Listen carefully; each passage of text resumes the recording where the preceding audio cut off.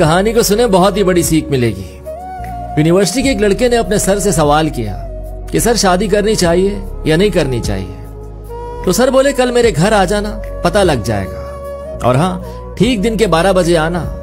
अब मई का महीना था, सूरज एकदम सर पे, कड़कती हुई धूप।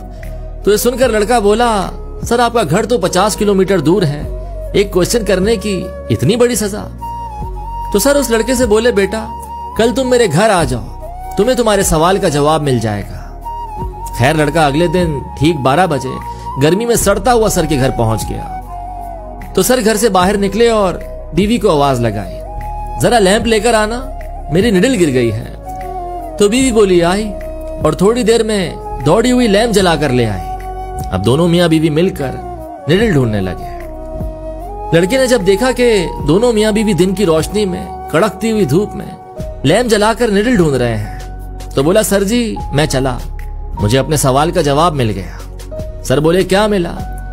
तो बोला, आप दोनों ही पागल हैं। तो सर ने मुस्कुराकर अपनी बीवी का हाथ पकड़ा और बोले, बेटा जब रिश्तों में एक दूसरे पर इतना भरोसा हो ना कि क्रॉस क्वेश्चन करने की जरूरत ना करनी पड़े, तब शादी करनी चाहिए। मुझे इस पर पूरा भरोसा था कि बिना सोचे लैंप जलाकर दौड़ी चली आएगी। उधर से बीवी बोली, मुझे इन पर पूरा भरोसा था कि जरूर इसके पीछे मेरा कोई ना कोई फायदा या फिर कोई सीख छुपी होगी। तो लड़का ना आंखों से जोर जोर से तालियां बजाने लगा और बोला, वाकई सर, किसी दूसरे की बीवी होती तो वहीं खड़े खड़े 10 सवाल कर लेती कि बेवकूफ हो, अंधे हो गए हो, दिखता नहीं क्या, सूरज निकला है।